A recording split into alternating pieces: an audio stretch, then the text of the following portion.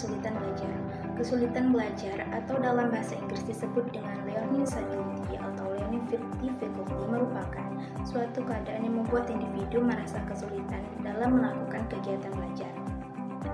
Kesulitan belajar tidak semata-mata berhubungan dengan tingkat inteligensi dari individu saja, melainkan individu tersebut mengalami kesulitan dalam menguasai keterampilan belajar dan menyelesaikan tugas-tugas yang diberikan. Peserta didik yang mempunyai kesulitan belajar adalah peserta didik yang tidak dapat mencapai tingkat penguasaan yang diberikan sebagaimana prasyarat untuk melanjut pada tingkat berikutnya. B. Faktor penyebab dan karakteristik anak berkesulitan belajar. Faktor penyebab kesulitan belajar dapat dipengaruhi oleh dua faktor, yaitu faktor internal dan faktor eksternal. Faktor internal menjadi penyebab utama kesulitan dalam belajar, yaitu adanya kemungkinan disfungsi neurologis, sedangkan penyebab utama problem belajar adalah faktor eksternalnya, yaitu berupa strategi dalam pembelajaran yang kurang tepat. Pengelolaan kegiatan pembelajaran tidak membangkitkan motivasi belajar anak, dan pemberian ulangan penguatan yang tidak tepat. Beberapa faktor yang menyebabkan disfungsi neurologis yang dapat menyebabkan kesulitan belajar menurut Abdul Rahman antara 1. Faktor genetik. 2. Luka pada otak karena mengalami trauma fisik atau kekurangan oksigen. 3. Biokimia yang hilang, misalkan biokimia yang diperlukan untuk memfungsikan syaraf pusat. 4. Biokimia yang dapat merusak otak, misal zat pewarna pada makanan. 5. Pencemaran lingkungan. 6. Gizi yang tidak memadai. 7. Pengaruh-pengaruh psikologis dan sosial yang merugikan perkembangan anak. Karakteristik peserta didik dengan kesulitan belajar menurut Jamaris, peserta didik yang mengalami kesulitan belajar memiliki ciri-ciri. 1. Menunjukkan hasil belajar yang rendah, dalam artian nilai rata-rata yang diperoleh di bawah potensi akademik yang dimilikinya. 2. Hasil belajar tidak seimbang dengan usaha yang dilakukannya. 3. Lambat dalam melaksanakan tugas belajar, selalu tertinggal dari teman-temannya dalam menyelesaikan tugas. 4. Menunjukkan sikap tak wajar, seperti sikap acuh tak acuh, menantang, berpura-pura, dusta, dan sikap negatif lainnya. 5. Menunjukkan perilaku yang kurang tepat, seperti suka bolos, datang terlambat, tidak mengerjakan pekerjaan rumah, sering mengganggu di dalam atau di luar kelas, atau mengasingkan diri. 6. Menunjukkan gejala emosi yang kurang wajar dalam menghadapi situasi tertentu. Misal, tidak merasa sedih atau menyesal, nilainya rendah. C. Anak yang beresiko berkesulitan belajar. 1. Kesulitan belajar perkembangan atau pra-akademik. Kesulitan yang bersifat perkembangan meliputi A. Gangguan perkembangan motorik. Gangguan perkembangan motorik disebut dengan dispraksia, mencakup gangguan pada motorik kasar, motorik halus, penghayatan tubuh, pemahaman kekurangan, dan arah gerak. Dispraksi atau sering disebut clumsy adalah keadaan sebagai akibat adanya gangguan dalam integrasi auditoris motorik. Ada beberapa jenis dispraksia, yaitu 1. Dispraksia idiomotoris, 2. Dispraksia idiosional, 3. Dispraksia konstruksional, dan 4. Dispraksia. B. Gangguan perkembangan bahasa atau dispasia. Dispasia adalah ketidakmampuan atau kebataan kemampuan anak menggunakan simbol linguistik dalam rangka berkomunikasi secara verbal.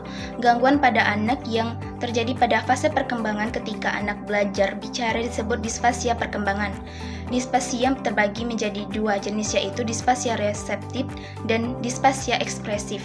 C. Gangguan perkembangan sensorik atau penginderaan. Gangguan pada kemampuan menangkap rangsangan dari luar melalui alat-alat indera.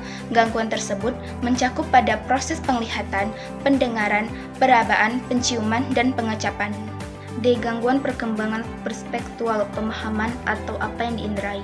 Gangguan pada kemampuan mengelola dan memahami rangsangan dari proses penginderaan sehingga menjadi informasi yang bermakna. Bentuk-bentuk gangguan tersebut meliputi 1. Satuan dalam persepsi auditoris berupa kesulitan memahami objek yang didengarkan. 2. Gangguan dalam persepsi visual berupa kesulitan memahami objek yang dilihat. 3. Gangguan dalam persepsi visual motorik berupa kesulitan memahami objek yang bergerak atau digerakkan. 4. Gangguan memori berupa ingatan jangka panjang dan pendek. 5. Gangguan dalam pemahaman konsep. 6. Gangguan spasial berupa pemahaman konsep ruang. 7. Gangguan perkembangan perilaku. 8. Gangguan pada kemampuan menantah dan mengendalikan diri yang bersifat internal dari dalam diri. 2. Kesulitan belajar akademik. Kesulitan belajar akademik terdiri atas A. Disleksia atau kesulitan membaca. Disleksia berasal dari kata dys yang bermakna kesulitan dan leksis yang berarti bahasa. Jadi, disleksia secara harfiah berarti dalam membaca berbahasa. Anak disleksia tidak hanya mengalami kesulitan dalam membaca, tetapi menulis dan beberapa aspek bahasa yang lain. Kesulitan pada anak disleksia tidak sebanding dengan tingkat intelijensi ataupun motivasi yang dimiliki untuk kemampuan membaca dengan level intelijensi normal, atau bahkan sebagian diantaranya di atas rata-rata. Secara lebih khusus, anak yang mengalami disleksia biasanya mengalami 5 masalah. Yang pertama, masalah fonologi. Maksud dari fonologi adalah hubungan sistematik antara huruf dan bunyi. Yang kedua, masalah mengingat perkataan. Kebanyakan anak disleksia mempunyai level intelijensi normal atau bahkan di atas rata-rata. Akan tetapi, mereka mempunyai kesulitan dalam hal mengingat perkataan. Ketiga, masalah penyusunan yang sistematis atau berurutan. Anak disleksia mengalami kesulitan menyusun sesuatu secara berurutan. Yang keempat, masalah ingatan jangka pendek. Anak disleksia mengalami kesulitan memahami instruksi panjang dalam waktu pendek. Dan yang kelima, masalah pemahaman sintaksis. Anak disleksia sering mengalami kebingungan dalam memahami tata bahasa, terutama jika dalam waktu bersamaan mereka menggunakan 2 atau lebih bahasa yang mempunyai struktur dan kaidah berbeda. B. Developmental Learning Disabilities. 1. Perhatian atau attention disorder. Anak dengan attention disorder akan berespon pada berbagai stimulus yang banyak. 2. Memory disorder.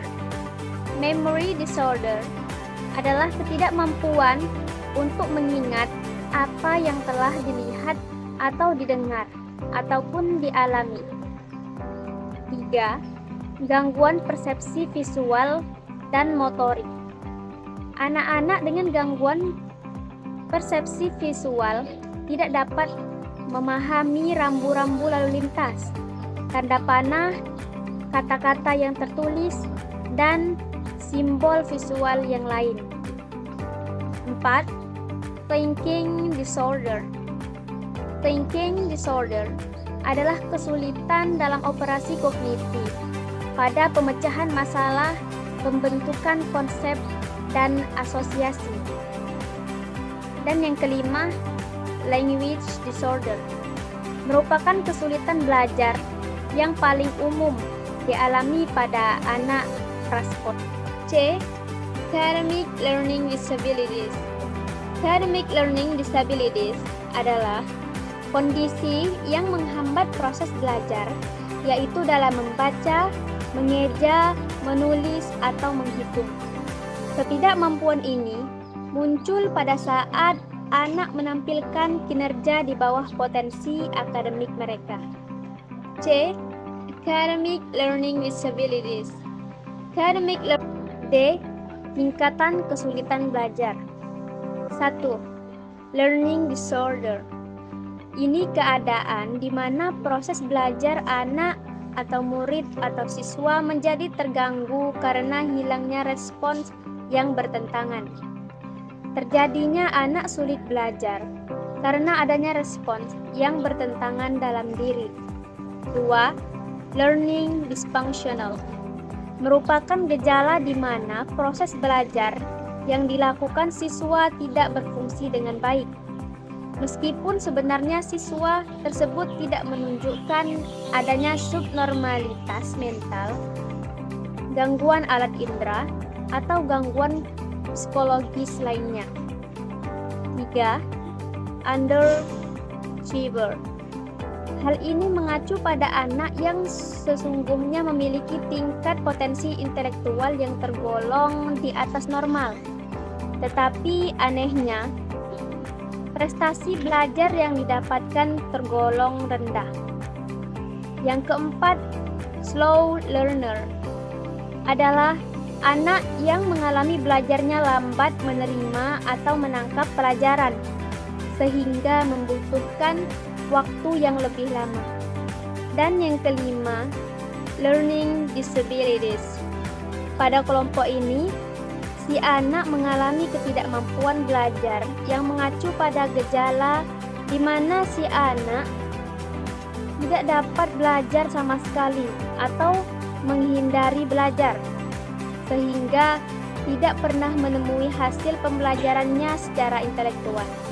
Yang selanjutnya yaitu D, jenis kesulitan belajar dilihat dari bidang studi, permanen atau sementara, berat atau sedang. Mengenali kesulitan belajar jelas berbeda dengan mendiagnosis penyakit cacar air atau campak. Cacar air campak tergolong penyakit dengan gejala yang dapat dikenali dengan mudah. Kesulitan belajar dibagi menjadi kategori besar, yaitu 1. Kesulitan dalam berbicara dan berbahasa.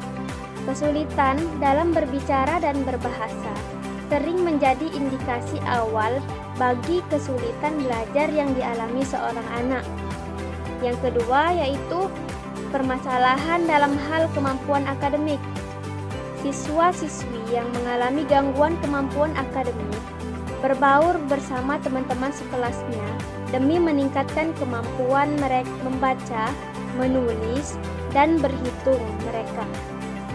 Dan yang terakhir, kesulitan lainnya yang mencakup kesulitan dalam mengordinasi gerakan anggota tubuh serta permasalahan belajar yang belum dicakup oleh kedua kategori.